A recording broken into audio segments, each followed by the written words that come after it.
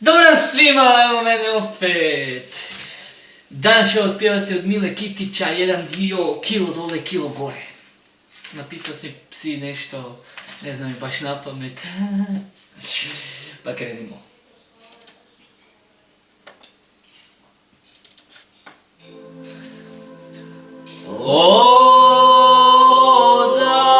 Odavno gledam te ja na tebi, sve mi se dušo dopada. Izgledaš kao Bog, ti boginjo srca mog, što se stidiš svoga tela, kad si savršena cela, savršena žena, savršena, savršena, savršena. Kilo dole, kilo gore, o, briga me, i na licu dve, tri bore, o, baš takvu volim te.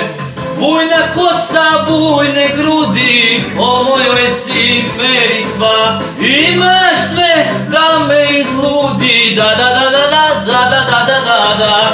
Pa si lepa šta ti fali, ma sve i da ti fali, do kocke ne fali, ne fali ti ništa baš.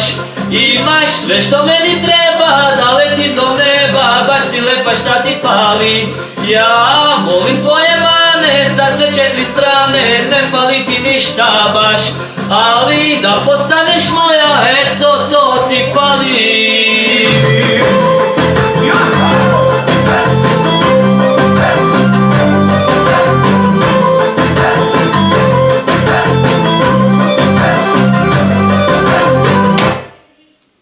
Evo ga, to je bilo sve od mene za danas. Pucaj lijep pozdrav, nadam se da ste uživali i nasmijali sve živo.